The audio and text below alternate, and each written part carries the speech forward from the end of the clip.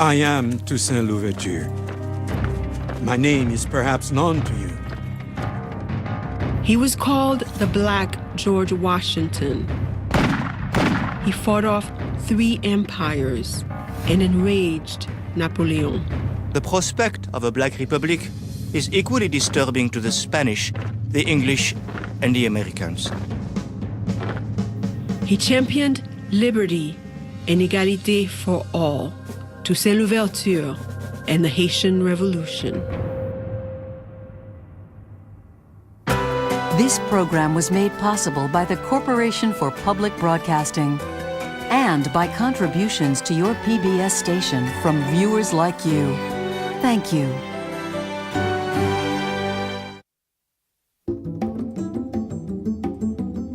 Haiti is always described as the poorest country in the Western Hemisphere. But during its height as Saint-Domingue, it was the richest place in the Americas. The thing about it, though, is that this richness was all rooted in slaves. Its wealth was based on human capital, on owning that human capital.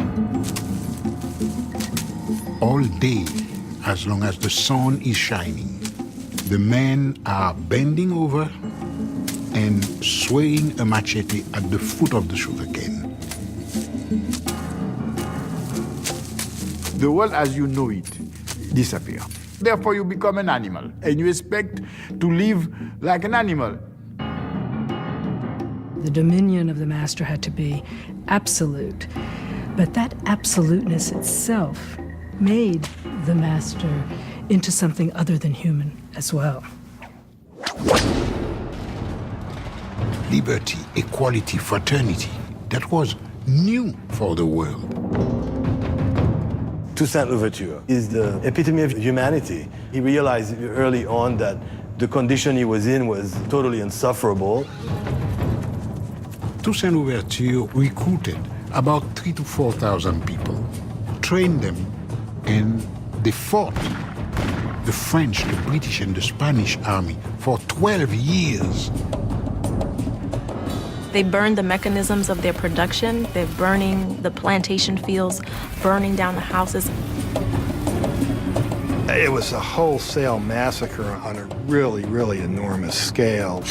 It was a big, big, major payback time. The Haitian Revolution is probably the most profound revolution ever realized by human beings. The only place where slaves created a nation. But nobody wants to talk about it.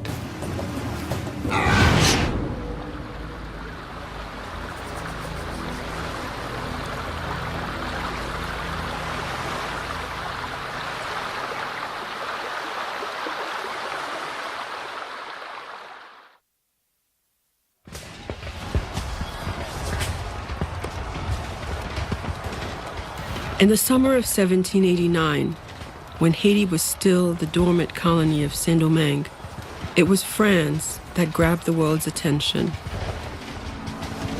Parisian mobs rioted against the French king and against their own desperate poverty.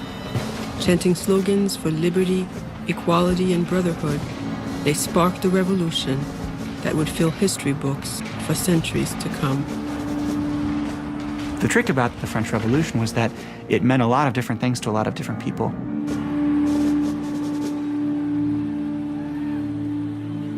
In the streets of Paris, the French Revolution meant an end to the appalling privileges of wealth. And France's brand new Congress, called the National Assembly, it meant the ideas of Europe's most radical thinkers could be realized. Nobody knows exactly what's going to come out of it, but just the idea of having rights, right? The idea that all people have rights, that those rights are inherent. This was something that obviously philosophers had written about before, but during the course of the French Revolution, it was written down in a text called the Declaration of the Rights of Man. It's a dangerous idea because the society is based on inequality. That's what makes it work, because it was not supposed to work for everybody. It was supposed to work for a minority. What was a dangerous idea in France was even more dangerous in its slaveholding colonies off the coast of Florida, Martinique, Guadeloupe, and an island known as the Pearl of the Antilles. Today, the western half is Haiti. Then it was the French colony of Saint-Domingue. One thing that's fascinating about that time, people think things were very far away. They were not. News traveled very, very fast. We have to remember that the ocean was like a highway in the 18th century. I mean, the ships were constantly bringing news back and forth. Everyone was obsessed with news. Sailors would come off the ships. The first people they would talk to, the people they would work with as they were unloading the ships, were enslaved people. So there are reports who were describing the events that have been going on in Paris to the enslaved that are working alongside of them.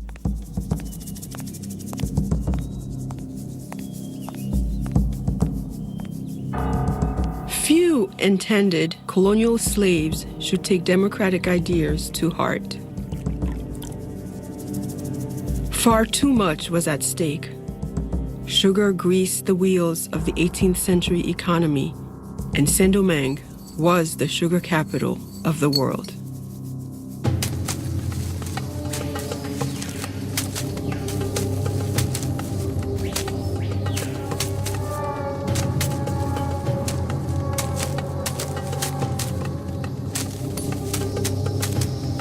It was easy, even for France's political radicals, to ignore the agony that made it all possible.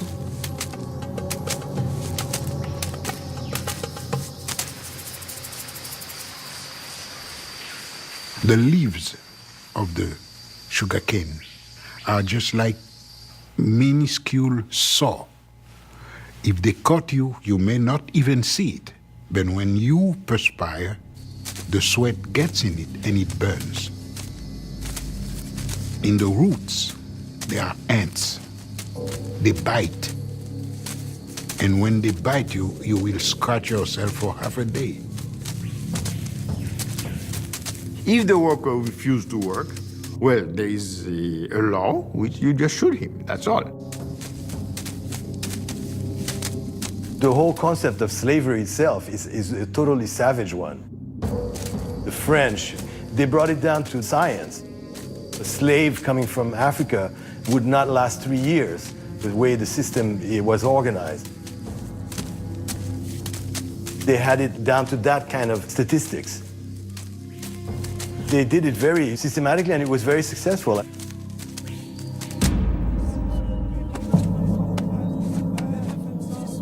Slavery in Saint-Domingue succeeded too on a foundation of relentless terror.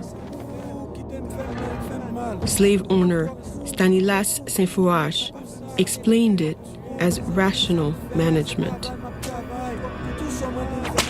Slow punishments make a greater impression than quick or violent ones.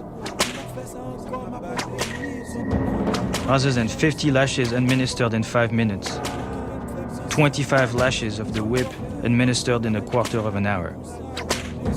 This is far more likely to make an impression.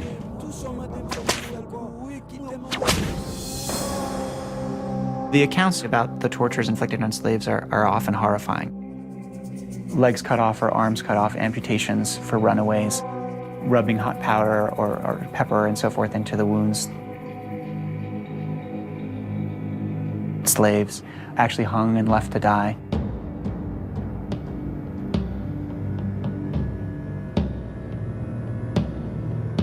You can kind of imagine that this kind of world in which essentially human life was given so little value that these tortures were kind of refined to this incredible, cruel effect. Despite the brutal tools of control, some blacks managed to escape slavery. Many had been born free, fathered by white planters. Others had gained freedom through their own wits or talents. One such man was Toussaint Louverture. I was born a slave, but nature gave me the soul of a free man. Toussaint Louverture was a very determined man. He was a very ambitious man. And in my opinion, he was a genius. Toussaint is, I think, one of the most incredible figures that I know about in many ways. He's born on a plantation in Saint-Domingue. He grows up on that plantation. That plantation was owned by a man who was tolerant for the times. Toussaint was taught to read and write as a child. He eventually occupies a somewhat privileged role, if you can say that, on a plantation as a coachman and has a kind of relationship with the managers and masters in some ways. He becomes free in the 1770s. So he's somebody who kind of occupied different roles in society. And I think that's the key for understanding Toussaint, is that he saw possibilities where other people didn't. He had businesses, had contacts in the US and elsewhere, bank accounts, managed his affairs pretty well. The man was endless in organizational capacity. I mean, he would have been a fantastic CEO today.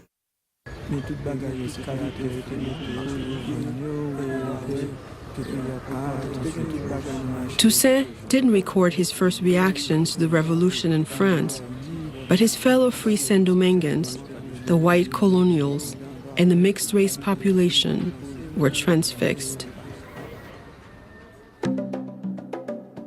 In 1789, there were about 40,000 white people and about 30,000 colored people who were, of course, their sons and cousins and so on and so forth, who were landowners themselves, many of them slave owners themselves, many of them very effective businessmen, many of them involved romantically with the white master class. One of the things that's important to remember about Haiti and race is it wasn't simply black and white. Instead, you had numerous gradations of color. One historian went so far as to give 110 categories of color, from absolute black to absolute white. And to each combination, he gave a name: mulatto, quadroon, Mameluke. And what he was accounting for was the drops of black blood. Whites hoped for more control over the colony's governance, but the colony's mixed-race population hoped for more fundamental changes. They had been born free, but not equal. They had to show physical respect for the white. Stand up when they are in presence of a white, call them Mr. or whatever title they wanted to have. It was not easy for them, and that's exactly why they were the first one, before the blacks, they were the first one to ask for equality. The mixed-race population of Saint-Domingue decided their chance had come in 1791. They sent a petition to France's new government asking for the rights of citizenship. This is a powerful message to have been taking place in a society that was explicitly organized on inequality. It's like dynamite. The petition asked for civil protections, and it enraged the island's white population. Working-class colonists began a full-scale intimidation campaign. They threatened, beat, and murdered mixed-race residents in the capital.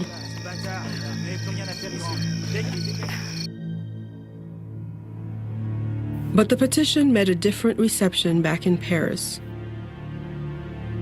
The new breed of delegates in the National Assembly issued a landmark decree. They extended equal rights to the small population of mixed-race people born of two free parents.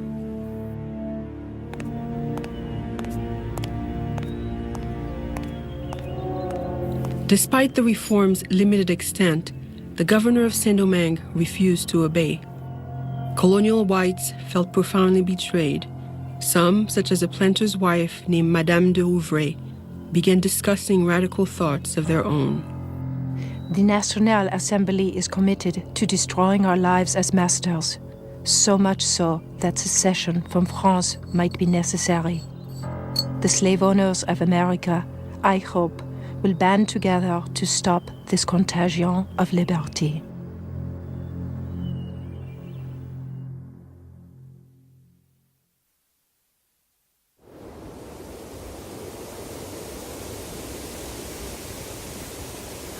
The good Lord who created the sun which gives us light from above, who rouses the sea and makes the thunder roar, watches us.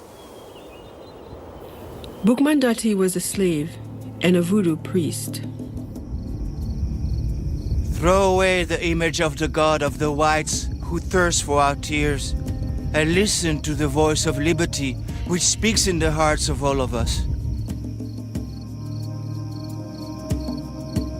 In August 1791, as Saint-Domingue's white and mixed-race population squared off for a showdown, Boukman called together slaves from neighboring plantations.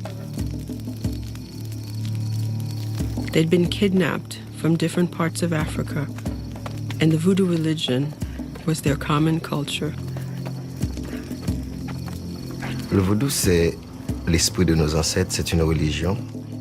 C'est le mode de vie de l'Haïtien. C'est plus qu'une religion, c'est notre façon de vivre, c'est notre force de... Le vaudou est libérateur, le vaudou est dignité, le vaudou est sagesse, et le vaudou, c'est notre tradition. Boukman had called them to an area called Wakaima. First on the agenda was strategy.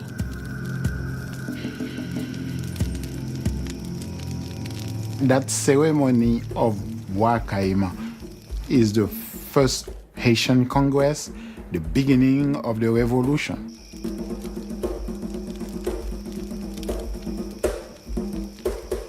C'est dans cette réunion où l'Africain décide de n'être plus esclave, d'être libre, déjà là dans la tête, de casser cette chaîne dans la tête, de dire voilà, à partir de cette cérémonie, on prend l'Africain a pris son destin en main.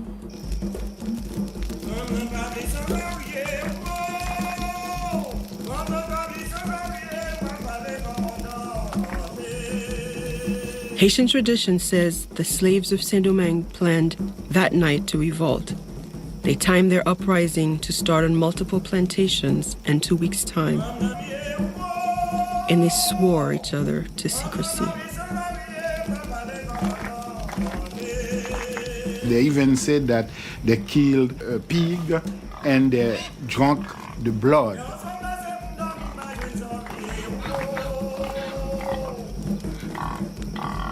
This is what we call a communion.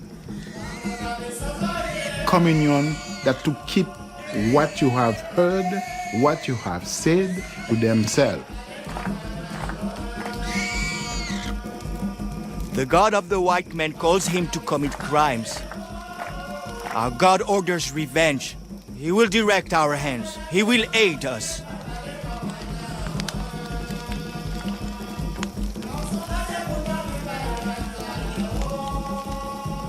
On the night of August 22nd, 1791, 1,000 enslaved Africans attacked their masters. Les esclaves empoisonnaient, les esclaves piquaient, les esclaves tuaient, les esclaves voulaient leur indépendance. For them to be free, they have to have the same amount of violence that you exerted on them. That's why the revolution was very brutal. This is that hatred in the first day that came out.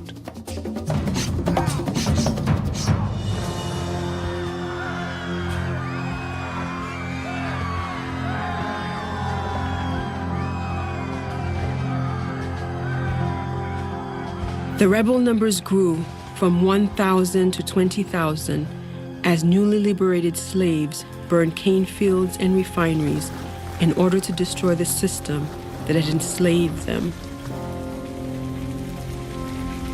Within 3 days, the most profitable plantations in the Americas had been laid waste, 184 sugar plantations, and 1,000 coffee farms.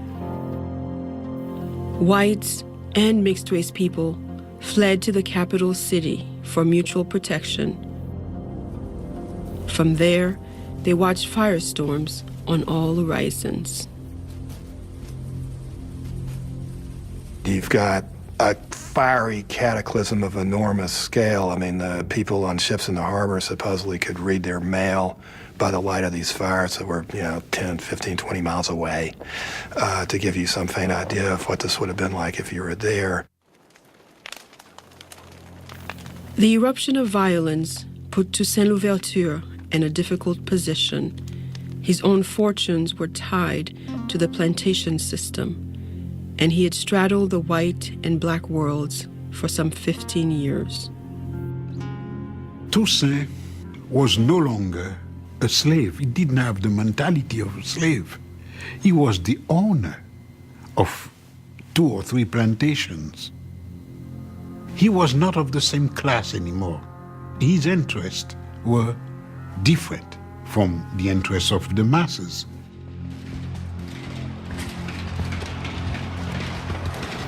But Toussaint's first reaction to the raging violence was based neither on money nor race. It was personal. He went back to the plantation where he had been born to protect his former owners. It's true that Toussaint Louverture did return to the plantation in the early days of the insurrection and kind of maintained order there. And there's the question of why. Why would he do that? I think Toussaint was somebody who understood the value of humanity in many ways, right? And I think he probably had gained that precisely from being on the receiving end of slavery. Back in the capital city, as Toussaint helped his former master flee the violence, Saint-Domingue's whites repelled assault after assault. They soon regrouped and launched their own offensive.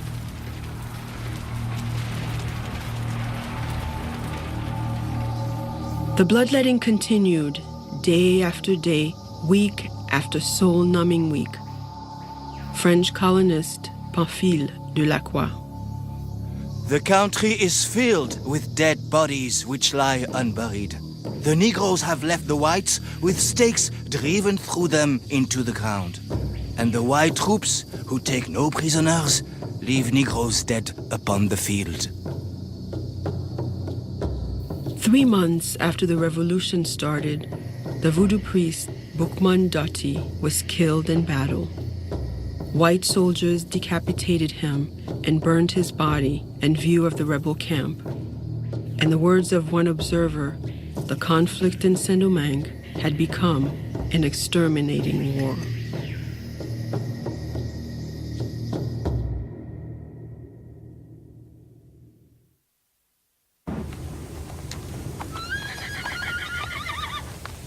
In the autumn of 1791, Toussaint Louverture could no longer sit on the sidelines.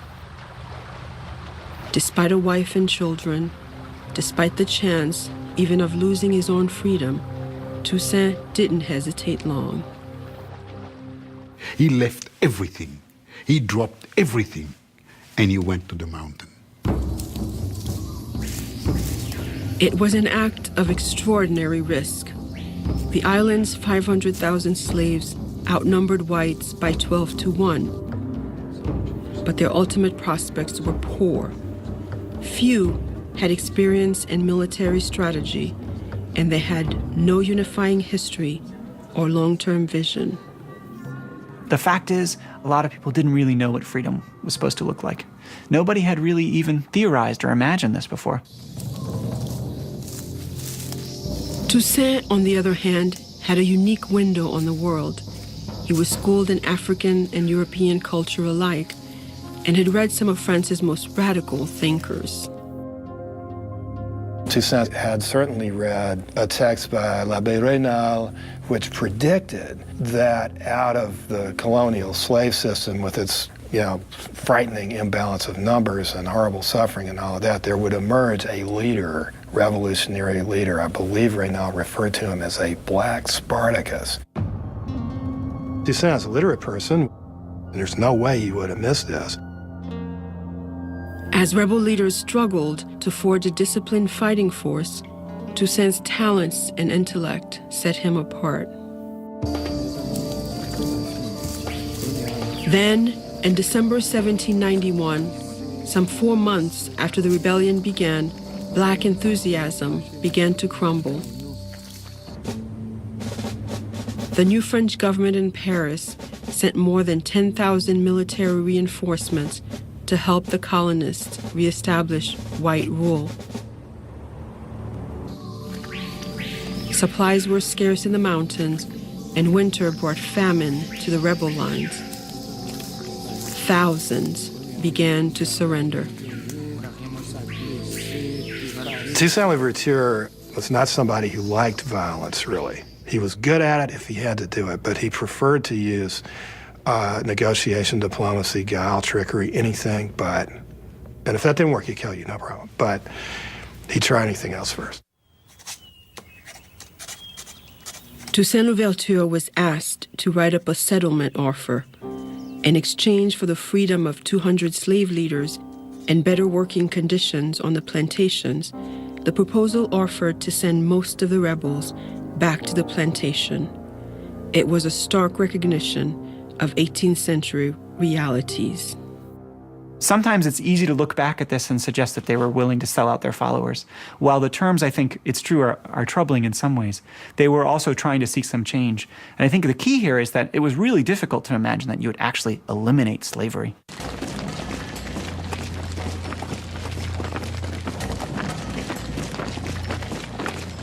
New French commissioners had just arrived from Paris to restore order. More liberal than the planters, they urged Saint-Domingue's whites to accept the rebels' offer, and they called slave leaders to the capital of Le Cap for negotiations. Trust was minimal. Some slave rebels wanted to kill their white prisoners, but Toussaint Louverture argued against it. He wanted the whites returned to Le Cap as a gesture of goodwill.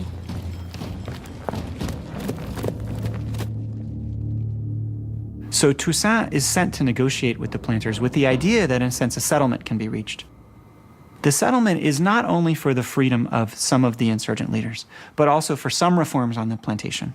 Small reforms, but reforms that, at least in the letters they describe, their followers really want. Whether the small group of leaders actually would have had the power to say to all of these people that they'd taken out, okay, we're going back to work now, here's your chains. I don't know. As it happened, the white people were so short-sighted that they didn't even give them the opportunity to try. The whites said no. They said no. Because at that time, they were the one who wanted revenge. They forget about what they have done for 3 centuries, and they think that they were the victims in that thing. So they have to avenge themselves. So they're not going to forgive or forget anything. And they refused. Of course, he's taken up arms against them. But at the same time, he's made a lot of concessions, and he's struggled against his own followers to say, look, we're going to treat the prisoners well, we're going to trade with them, we're willing to make a deal. And to have that refused by the planter class, I think certainly must have had a radicalizing effect. Toussaint's support for a settlement abruptly ended, and with it, the best deal the whites would ever see.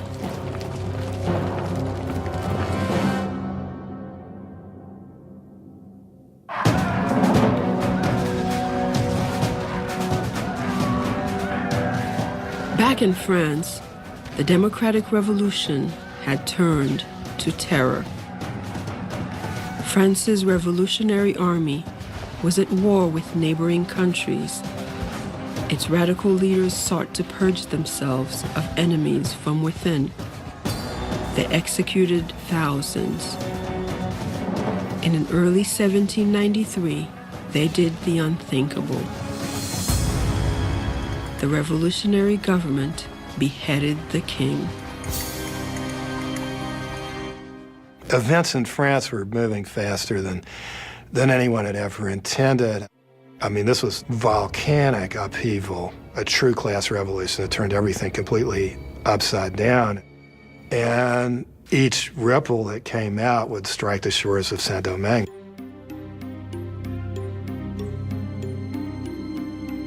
One of the biggest ripples from France that washed into Saint-Domingue's shores was a commissioner named Léger Félicité Sonthonax. He was a French revolutionary with radical ideas about life in the colony. Sonthonax arrives in Saint-Domingue having already had bad words said about him. There are people who've actually written from France to the colonists in Saint-Domingue saying, watch out for this guy. He's an abolitionist. He wants to abolish slavery. Saint-Domingue's mixed-race population had so far retained its fragile alignment with the whites. To ensure that continued, Sonthonax created a representational council on the island and invited mixed-race citizens to serve. He even brought mixed-race men into the colonial government. And a lot of white planters are really upset about that and see him as that as a really destructive force. The white planters had cause for worry. Less than 2 years after joining the rebellion, Toussaint Louverture had risen to the top of the rebel army. I am Toussaint Louverture. My name is perhaps known to you. In 1793, he wrote an open letter to the island's disenfranchised. I have undertaken vengeance. I want liberty and equality to reign in Saint-Domingue. I work to bring them into existence. Unite yourselves to us, brothers, and fight with us for the same cause. With his letter, he announces two things. He announces, first of all, his commitment to the process, to the project of emancipation. And he announces his presence as a leader, maybe even the leader. He has gained great respect from his followers. And with this proclamation, he's essentially saying, you want freedom, and I'm the one who's going to bring you that freedom. So I'm the person to follow in this regard. But Toussaint at this time was addressing the wider world too. He was particularly focused on Spain. The Spanish wanted to wrestle the colony away from France for two reasons. First, the colony was very prosperous in spite of the war. And second, that prosperity was used by the French Revolution to combat them in Europe. Spain controlled Saint-Domingue's neighboring colony. So in June of 1793, Toussaint struck a deal. Spanish garrisons just over the border provided guns and ammunition to the slave army and tipped the balance their way. Toussaint's forces captured 3 cities within 8 months.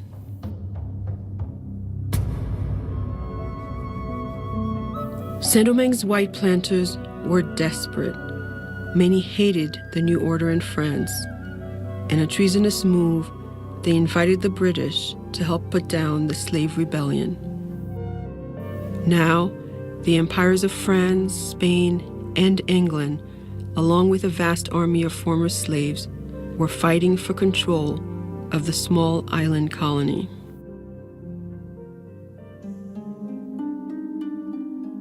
Then, in early 1794, events in Paris caused another explosion in the colony. A multiracial delegation from Saint-Domingue had appeared in France's National Assembly.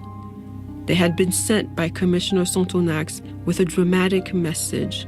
He had pledged freedom to Saint-Domingue slaves for fighting the armies of Britain and Spain. The emissaries made a compelling argument. These are the principles and the ideals of France, and we fully represent them, and we wish to continue to represent them on our island. And so we've come to present our arguments about why we are, in fact, truly committed to those ideas and principles, and how we epitomize these principles of the French Revolution. I think it was very powerful for the representatives of France to hear essentially that what had happened in the Caribbean is that the white slave owners had deserted France. They had gone over to the British, they had fought against the Republic, and the true people, the true Republicans, in Saint-Domingue were these enslaved people who just wanted their freedom. The French National Assembly endorsed the emancipation of Saint-Dominguean slaves. But that was not all. The delegates freed slaves throughout the entire empire, too. And there's rejoicing and celebration. There's an older woman, a free woman of color, who's traditionally gone to the debates, who sort of sheds tears and is brought down and celebrated as part of this moment. And there are speeches in Paris, celebrations of this event throughout France. It's really seen as a kind of triumph for the French Revolution, for the ideals of the French Revolution, that this worst form of hierarchy, enslavement, and oppression has been abolished in the Caribbean.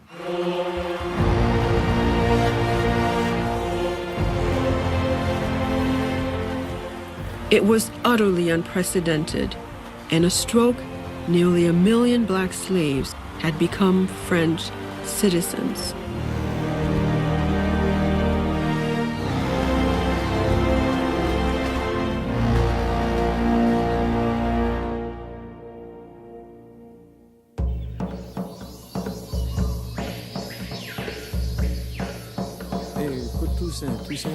Word that the French revolutionary government had freed its slaves reached Saint-Domingue quickly.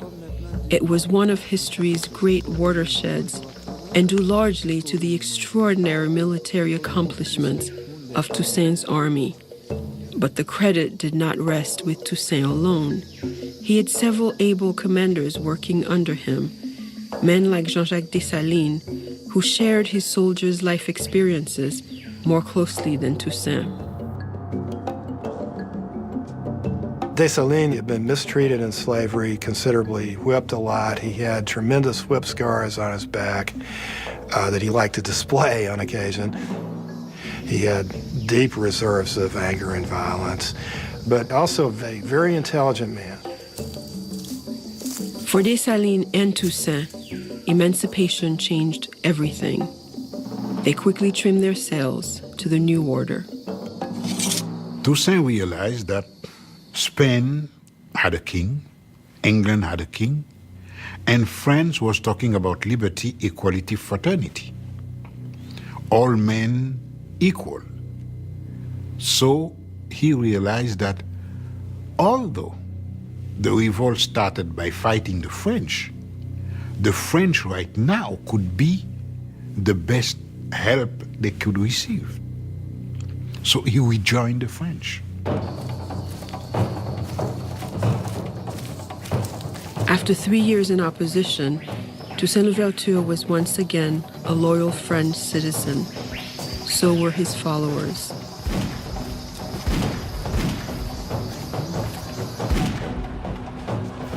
It tipped the balance. Before long, Toussaint, Dessalines, and the army of ex-slaves pushed the Spanish out of Saint-Domingue. The British soon followed. Word of Toussaint's astonishing string of victories against white armies was spreading across the European world. They didn't like it. They didn't like it at all that there was a black general beating white armies. They didn't like it. Slaveholders everywhere were stunned and worried. In the United States, for instance, and in Cuba, they didn't want even white Frenchmen to come because they would tell the story. Why are you running away from Saint-Domingue? They would answer that. And no matter what they answer, it would be known that there was a black revolt. We confronted dangers in order to gain our liberty, and we will be able to confront death in order to keep it. Slaves had once accepted their chain because they had not experienced a state happier than slavery. But those days are over.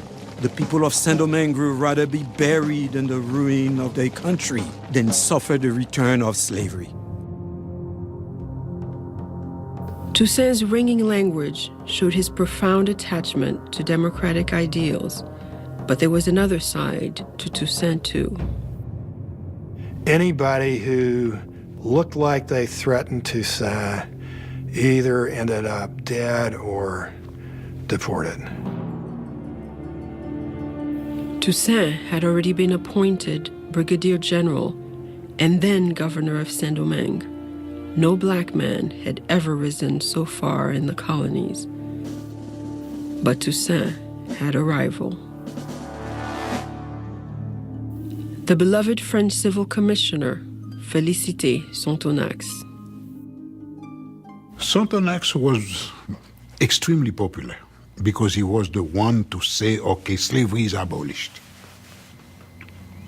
He was very popular, and the blacks used to call him Papa Sonthonax. That didn't go well with Toussaint. Toussaint is very friendly with Sonthonax as long as Sonthonax can serve his purposes. No, and nothing personal about it. When Sonthonax becomes useless, he will send him back over there. That's as simple as that. And in 1797, Toussaint in fact no longer needed Sonthonax. In a series of political maneuvers, he isolated the civil commissioner. Then in August, he forced Sonthonax off the island. Toussaint Louverture had triumphed again.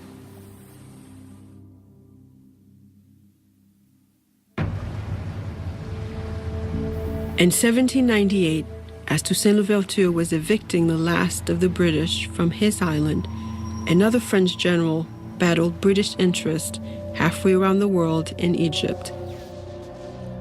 His name was Napoleon Bonaparte. Well, Toussaint and Napoleon in many ways are similar. Both were a little bit from the margins of French society. They succeeded through military brilliance, and they're both incredible military leaders. And they became political leaders as a result of their military experience. But Napoleon's victories would put Toussaint's at risk. Just months after conquering Egypt, Napoleon marched into Paris. A coup d'etat toppled the revolutionary government, and Napoleon took the reins of power. The revolution is over, he declared. I am the revolution. As Napoleon is rising to power in France, Toussaint is watching closely about what's going on. He knows several things. He knows, first of all, that there are very powerful pro-slavery voices in France who are agitating against him, attacking him, and proposing that slavery actually be recreated in some form in Saint-Domingue. Toussaint believes Saint-Domingue's survival and the survival of freedom itself depended on his ability to mobilize people to rebuild the devastated economy. And in Toussaint's mind, that meant one thing.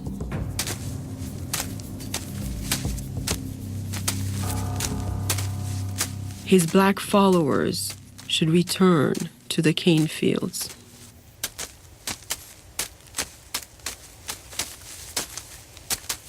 There were some compelling reasons for this. I mean, mainly in Toussaint's situation, he was really in a bind at that point, in the sense that his hope for peace was restoring productivity on the plantations, recreating the sugar trade in particularly. But nobody wanted to go back to that kind of work, so he pretty well had to force them. And then the people began to think, this is a lot like slavery. He was strong, maybe a little too strong with the blacks in several occasions, but he had to do it. He had to do it. To be a leader, you got to know where to lay back, and you have to know when to say, okay, guys, go ahead, let's do it. If you don't do it, hell, whatever the consequences, you'll pay for it. Most newly freed slaves didn't see it that way. They wanted to work for themselves, growing crops for food rather than export. Toussaint's luster began to tarnish. Napoleon, on the other hand, was riding high. He restructured the government and proclaimed a new constitution for France. Far from enshrining black emancipation, it opened the door for France to reinstitute slavery in its colonies. When Louverture heard that, he really understood that something was changing. And more ominously, he understood that he didn't have any way to influence Napoleon. And so what he did in kind of typical Toussaint fashion is he responded by saying, okay, Saint-Domingue is going to have its own laws. Well, here they are. I'm in charge here. I might as well write the Constitution. Toussaint's constitution decreed slavery would never exist in Saint-Domingue again, and it was the first in history to prohibit discrimination based on skin color, a milestone that U.S. law would not guarantee for another 150 years. The Constitution had troubling elements too. It made Toussaint governor for life, with sole authority to designate his successor. Toussaint is a great hero to me, but this was not a good idea. I mean, he basically, with that gesture, installed permanent military dictatorship, which has remained a problem in Haiti for 2 centuries.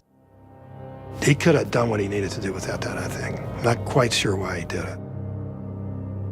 But that was enough to send Napoleon over the edge.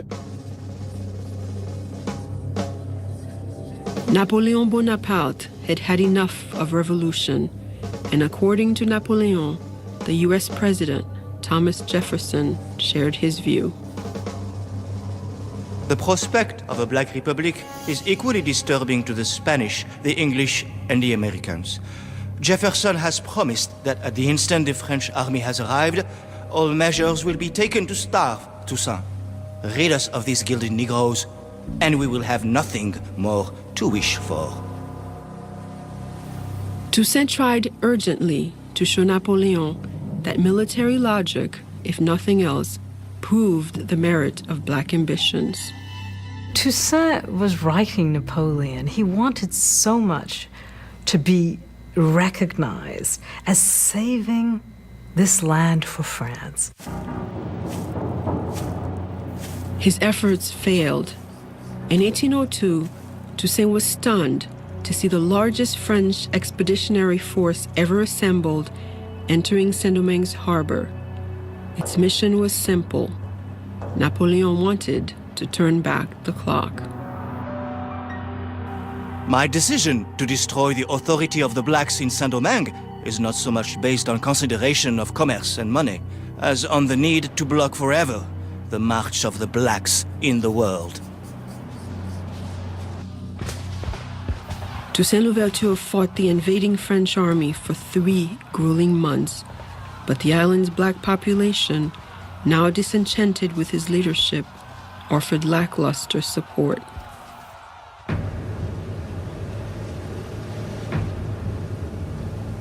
On May 6, 1802, Toussaint Louverture surrendered.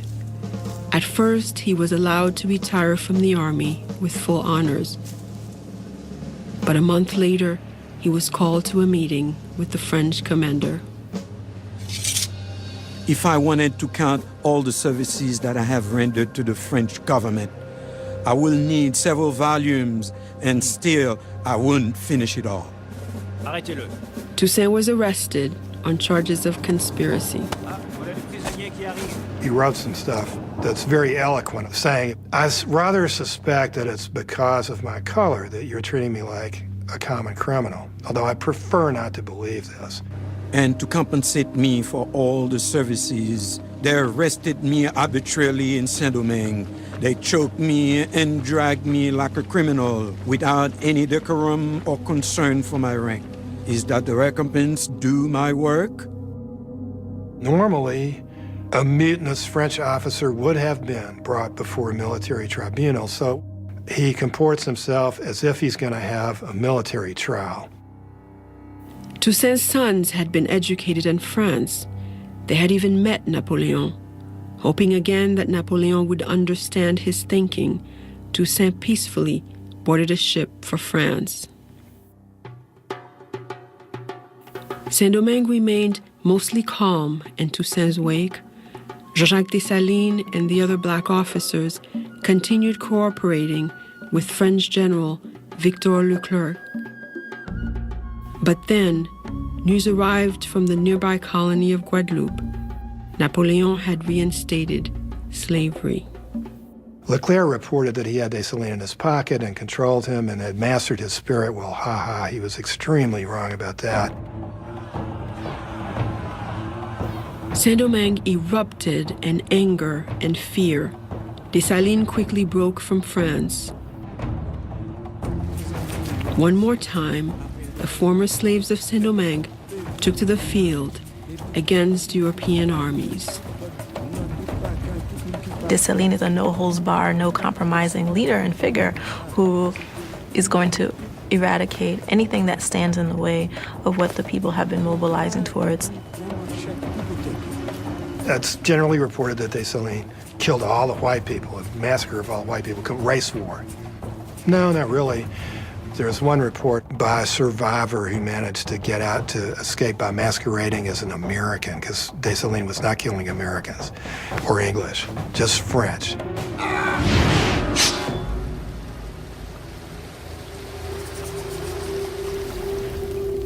One fleeing white, Pierre Chazot, paused on a mountaintop to observe the devastation. No less than 10 square leagues of country burning like volcanoes. The rapidity of the conflagration was such as to make the beholder believe that large and thick trains of gunpowder had previously been laid down.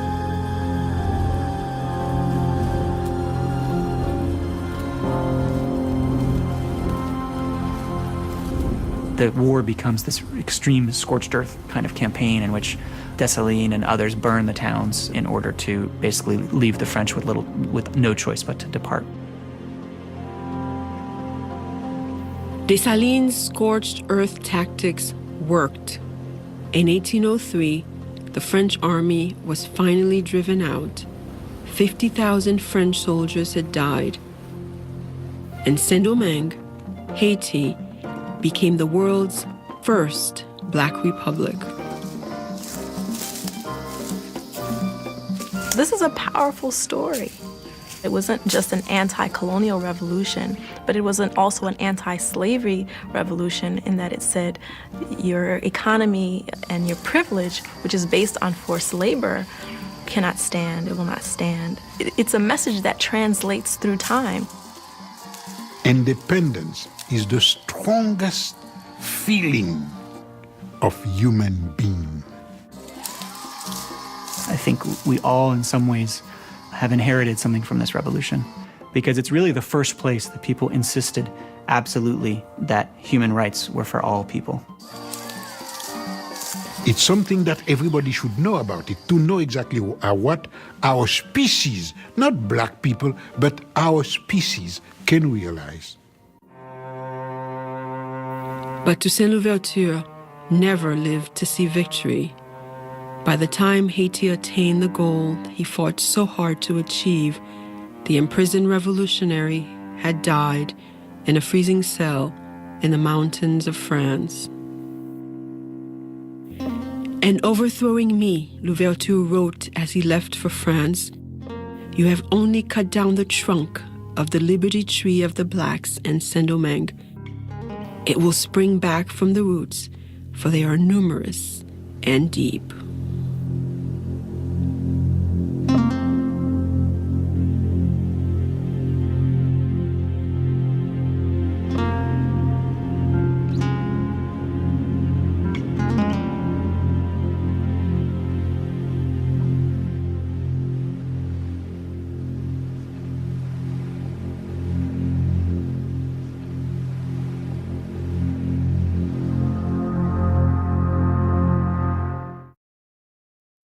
Égalité for All, Toussaint Louverture and the Haitian Revolution is available on DVD. The companion book is also available. To order, visit shoppbs.org or call us at 1-800-PLAY-PBS.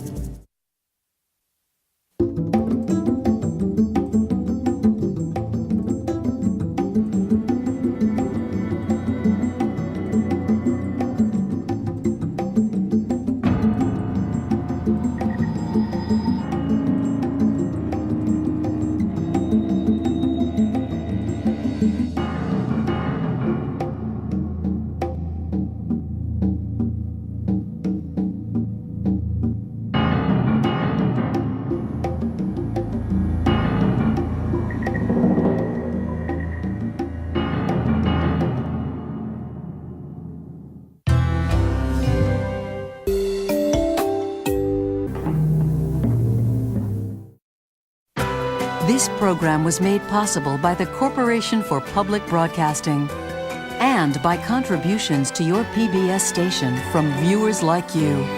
Thank you.